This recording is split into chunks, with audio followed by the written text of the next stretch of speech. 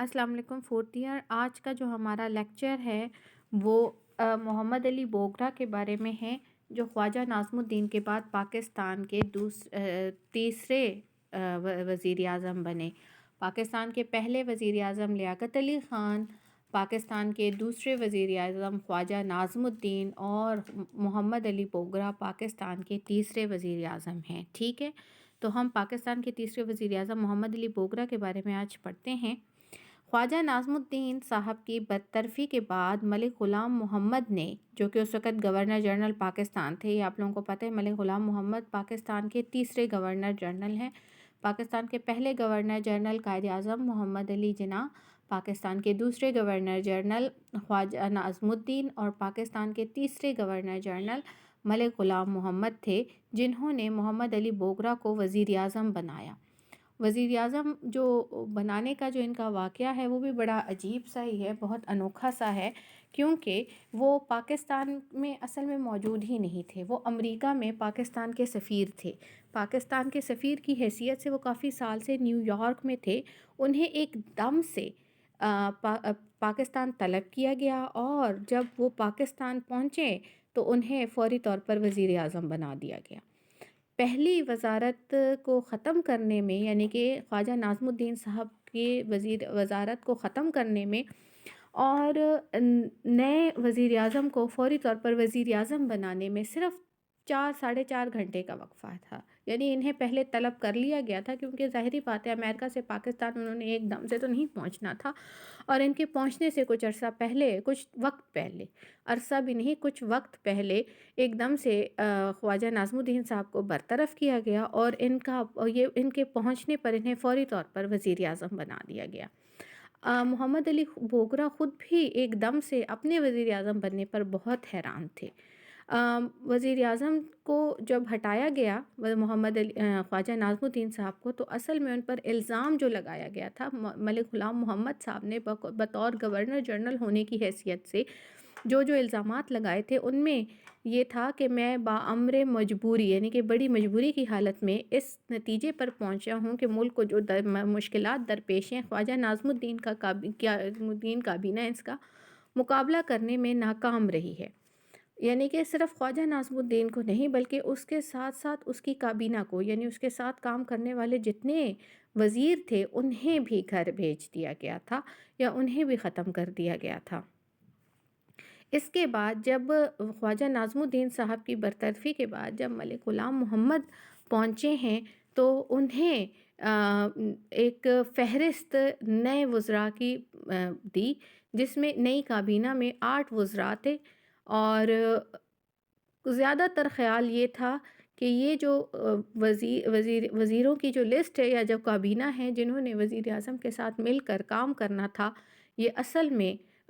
ملک غلام محمد کی اپنی بنائی ہوئی لسٹ تھی، کیونکہ ظاہری بات ہے 4 گھنٹے کے اندر تو انہیں موقع نہیں ملنا تھا کہ وہ کچھ اپنے وزیر مرتب کریں یا کچھ کریں، اور ظاہری وہ تو بیچارے خود بہت حیران تھے۔ اس لیے زیادہ تر اس بات پر لوگوں کا اتفاق ہے کہ یہ جو لسٹ تھی یہ بھی وزیر اعظم نے خود نہیں بنائی تھی، بلکہ یہ گورنر جنرل صاحب نے انہیں بنا کے دی تھی۔ جمہوریت میں یہ تھوڑا ساتھ میں بتا بھی دیتی ہوں کہ جمہوریت میں عموماً جو اس طرح کی لسٹس ہوتی ہیں، یعنی کہ وزیر اعظم کا انتخاب ہوتا ہے، لیکن وزیر اعظم کی جو کابینہ ہے یا وزیر اعظم کے ساتھ مل کر کام کرنے والے جو وزیر ہوئے، یہ اصل میں وزیر اعظم خود منتخب کرتے ہیں۔ یہ ان کو کوئی اور نہیں بناتا، اس کو وزیر اعظم بناتے ہیں اپنے قریب ترین ساتھیوں کو لے کر، ان کے مدد سے پورے ملک کو چلاتے ہیں۔ یعنی کہ لیکن یہاں پر عجیب بات یہ تھی کہ وزیر اعظم کو پتہ ہی نہیں ہے کہ مجھے وزیر اعظم بنا دیا گیا ہے، اور فوری طور پر انہیں ایک لسٹ بھی پکڑا دی گئی۔ تو اس وجہ سے یہ ایک اہم بات یہی ہے کہ یہ جو لسٹ تھی یہ اصل میں وزیر اعظم محمد علی بوگرا کی اپنی بنائی ہوئی لسٹ بھی نہیں تھی۔ اچھا، دوسری جو اس میں حیرت کی بات یہ تھی کہ جو پرانی کابینہ تھی یا جو پرانے وزیر تھے، ان کو یہ کہہ کر ختم کیا گیا تھا کہ وہ کام صحیح نہیں کر رہے، لیکن جو نئے وزیروں کی لسٹ تھی ان میں سے بھی زیادہ تر وزیر وہی تھے جو پرانے کابینہ میں کام کر رہے تھے۔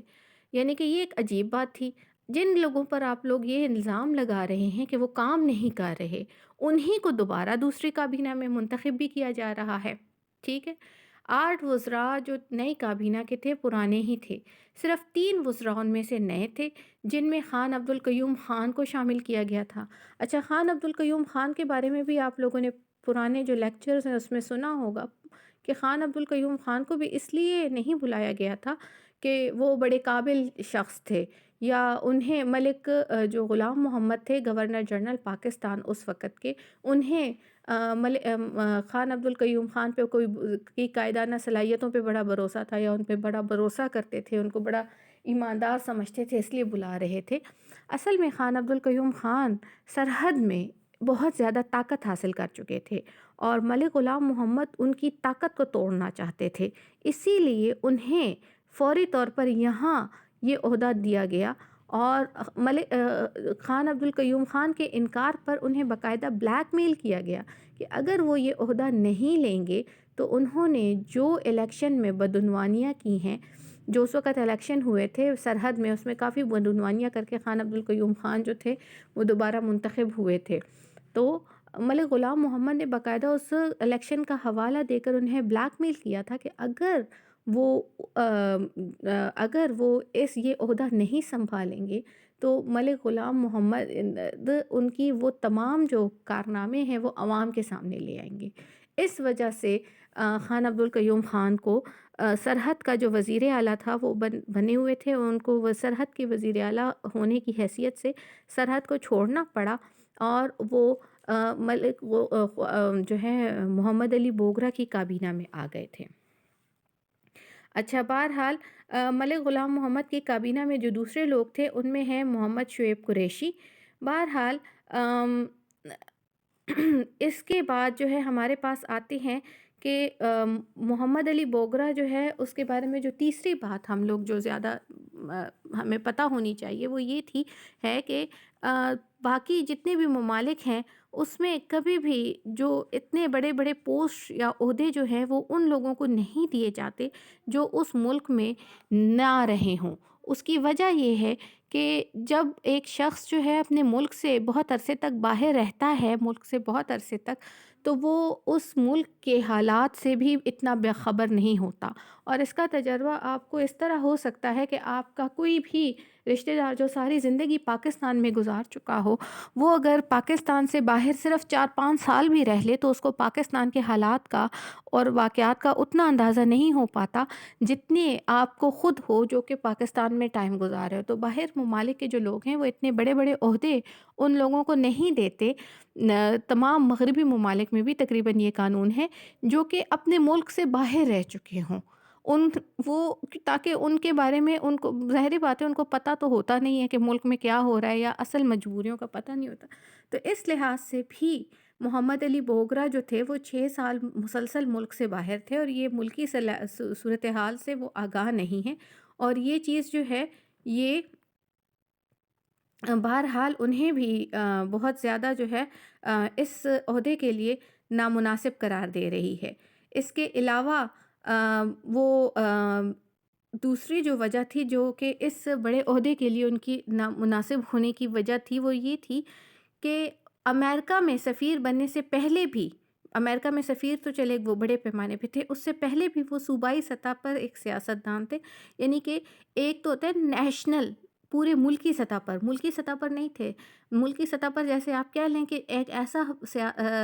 سیاستدان جس کو پورے ملک کے عوام جانے پہچانے، اور اس کے لوگ جو ہیں وہ تمام ملک سے ان کو ووٹ حاصل ہوں، تو ایسا جو سیاستدان ہوتا ہے وہ ملکی سطح پر پہچانا جاتا ہے۔ لیکن صوبائی سطح پر پہچاننے والے جو سیاستدان ہوتے ہیں وہ صرف اس صوبے میں یا اس ایریا میں پہچانے جاتے ہیں، اس کو دوسرے ملک میں، پورے ملک میں وہ امپورٹنس نہیں ملتی جو کہ صرف اس چھوٹے سی جگہ سے مل رہی ہوتی ہے۔ اس لیے جو ملک غلام محمد تھے، محمد علی بوگرا تھے، وہ اس سے پہلے بھی صرف صوبائی سطح پر ایک چھوٹے سے سیاستدان تھے، اور مشرقی پاکستان میں تھے۔ مشرقی پاکستان میں جب مسلم لیگ کی قیادت کے خلاف بغاوت ہوئی تو انہیں سفیر بنا کر باہر امریکہ بھیج دیا گیا تھا۔ اچھا، یہ تو 2-3 باتیں تو ہو گئی۔ چوتھی جو ایک وجہ ہے تیسری، وہ یہ تھا کہ محمد علی بوگرا کی وزارت اس لحاظ سے بھی بالکل ایک الگ وزارت تھی کہ اس کا سربراہ جو ہے مجلس قانون ساز اسمبلی کی اکثریت کا لیڈر نہ تھا،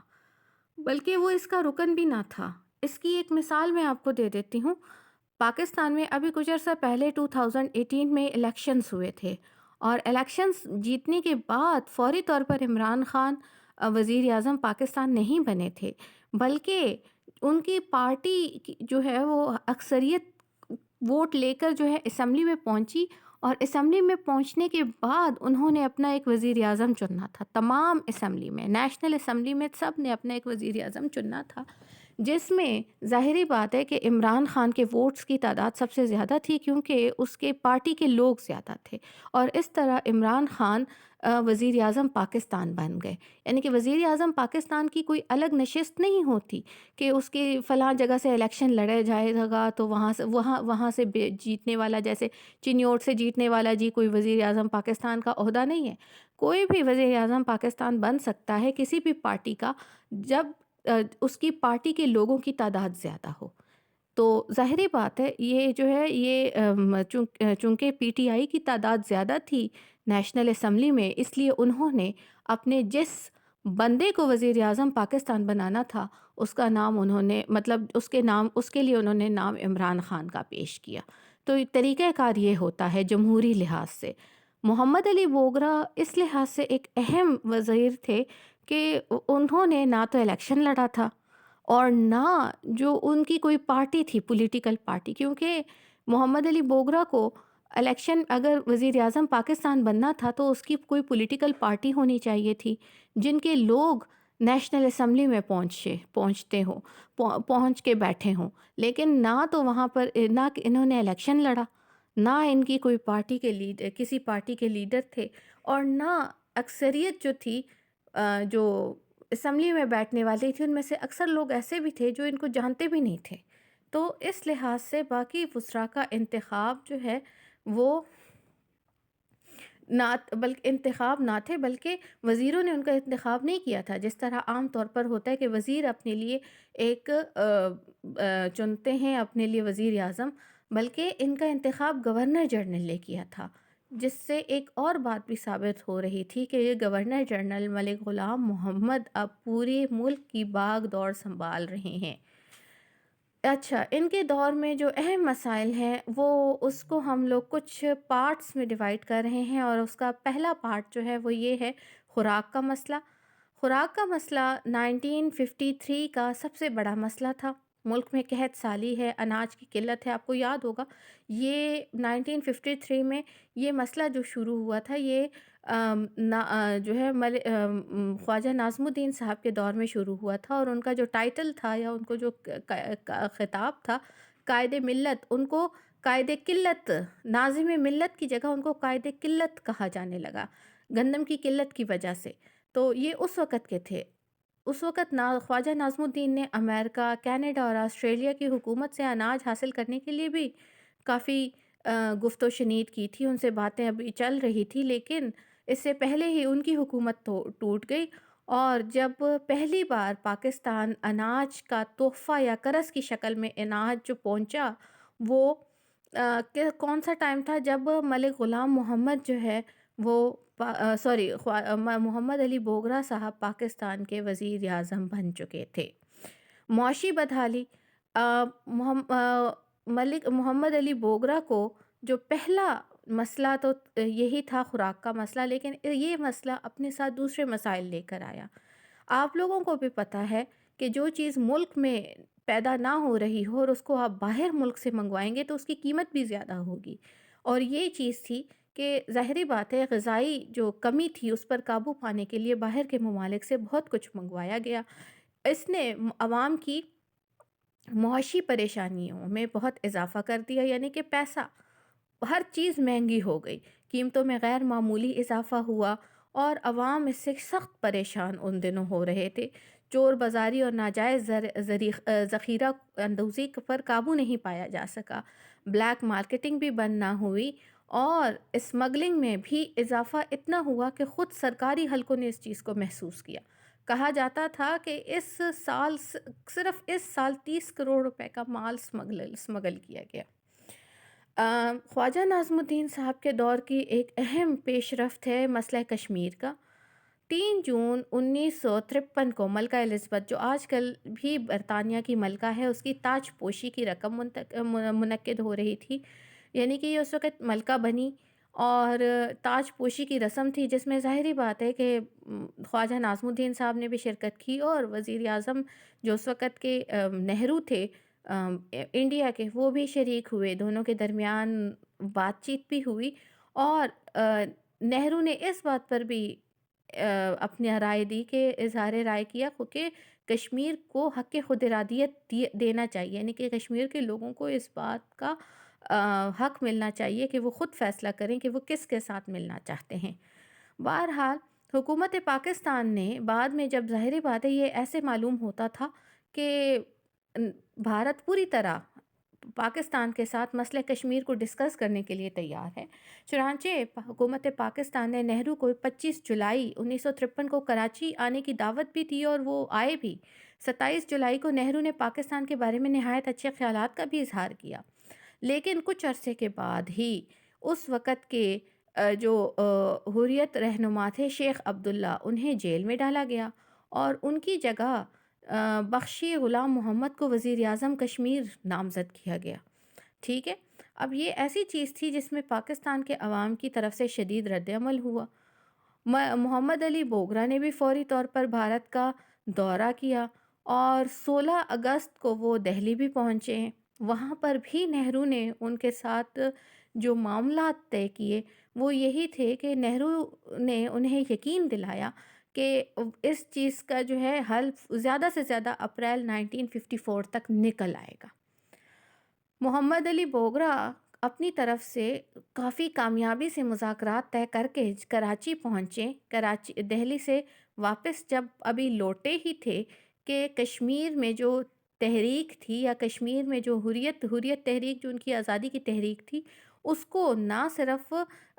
کچلا گیا بلکہ اس کو تباہی کے بعد ظاہری بات ہے جب کشمیر پر مکمل طور پر قابو پایا گیا تو نہرو نے فوری طور پر بیان دیا کہ اب کشمیر کے حالات بدل چکے ہیں، اس لیے پاکستان سے گفت و شنید جاری رکھنا ضروری نہیں یا لا حاصل ہے۔ چوتھا کام جو اس وقت ہوا وہ تھا خارجہ پالیسی میں تبدیلی۔ آپ لوگوں کو یاد ہوگا کہ لیاقت علی خان کے دور میں پاکستان کی خارجہ پالیسی بہت بیلنس رہی۔ ملک خواجہ ناظم الدین صاحب کے دور میں زیادہ تر یہ غیر جانبدار رہی، کیونکہ خواجہ ناظم الدین صاحب نے نہ امریکہ کا ساتھ دیا، نہ انہوں نے برطانیہ وغیرہ کا ساتھ دیا، وغیرہ کسی کا بھی ساتھ وہ زیادہ دیر تک، لیکن یہ تھا کہ ان کی جو وجوہات تھی ان سے یہ محسوس ہو رہا تھا کہ زیادہ تر وہ برطانیہ کو ناراض نہیں کرنا چاہتے تھے۔ لیکن محمد علی بوگرا کے دور میں دیکھا گیا کہ جو پاکستان کی خارجہ پالیسی ہے اس میں مغربی بلاک کی طرف یا امریکن بلاک کی طرف پاکستان کا جھکاؤ مسلسل بڑھ رہا ہے، یعنی کہ پاکستان مغربی بلاک کو زیادہ امپورٹنس دے رہا ہے۔ اچھا، اس میں کیا تھا؟ اس میں سب سے پہلے تو اس کی وجہ جو ہے، جو زیادہ تر جو رائٹرز بتاتے ہیں وہ یہ ہے کہ محمد علی بوگرا خود بہت عرصے تک امریکہ میں رہ چکے تھے اور یہی وجہ تھی کہ ان کے امریکہ اور امریکنز کے ساتھ زیادہ ہمدردیاں تھیں اور زیادہ ان کے ساتھ ان کے تعلقات تھے۔ اس وجہ سے ظاہری بات ہے ان کو تو پاکستان کے مسائل کا اتنا نہیں پتہ تھا جتنا انہیں امریکہ کے ماحول کے بارے میں ان دنوں پتہ تھا۔ اس وجہ سے انہوں نے پاکستان کی جو خارجہ پالیسی تھی وہ مسلسل اب ویسٹرن بلاک کی طرف جھک رہی ہے۔ اس کا جو پاکستان کو کچھ جو فائدے ہوئے یا جو ان دنوں معاہدات ہوئے، ان میں پہلا معاہدہ ہے 1954 میں پاکستان کا امریکہ کے ساتھ دفاعی معاہدہ، جس پر دستخط کیے گئے اور ترکی کے ساتھ ایک الگ معاہدے پر دستخط کیے گئے۔ یہ جو ہے یہ 1954 میں جو یہ معاہدہ تھا یہ اصل میں پاکستان کا معاہدہ بغداد کا رکن تھا، جس میں ایران، ترکی اور برطانیہ شامل تھے۔ ٹھیک ہے، عراق میں فوجی انقلاب کے بعد اس معاہدے کو سیٹو کا نام دیا گیا۔ یہ معاہدہ بغداد تھا جو کہ جس کو بعد میں سیٹو کا سینٹرو کے نام سے بلایا گیا۔ اسی کے علاوہ جو ایک نیا معاہدہ ہوا اس کو سیٹو کا کہا گیا، یہ بھی سینٹرو اور سیٹو، دوسرا جو ہے یہ معاہدہ، یہ دونوں کیوں ہوئے؟ یہ اصل میں امریکہ اور برطانیہ کی طرف سے اس لیے پاکستان کے ساتھ کیے گئے تھے تاکہ پاکستان کو کمیونزم سے بچایا جائے، کمیونزم یعنی کہ رشیا کے اثر و رسوخ سے بچایا جائے، جبکہ پاکستان نے ان معاہدوں میں اس لیے شرکت کی تھی کہ ان معاہدوں میں ایک جو شک تھی یا ایک کلاز یا ایک پوائنٹ یہ تھا کہ اگر کسی کسی ملک کو کوئی مسئلہ درپیش ہوگا تو باقی ممالک اس کی مدد کریں گے، اور اصل میں پاکستان کو اس وقت جو سب سے زیادہ مسئلہ درپیش تھا وہ تھا اصل میں انڈیا کی جارحیت، بھارت سے، بھارت کسی کی جارحیت سے یا بھارت کے خلاف پاکستان کو امداد چاہیے تھی۔ اسی وجہ سے پاکستان نے اس معاہدے میں کیا کیا کہ اس نے ان معاہدات میں شرکت کی، اور اس طرح پاکستان مکمل طور پر مغربی ممالک کا ایک دوست ملک بن گیا، اور ان دنوں پاکستان کے جو رشین بلاک ہے یا کمیونسٹ بلاکس ہے ان کے ساتھ پاکستان کے تعلقات مزید سرد ہوتے چلے گئے۔ یہ جو لیکچر ہے یہ ہمارا دوسرا پارٹ اس کا کمپلیٹ ہو رہا ہے۔ جزاک اللہ۔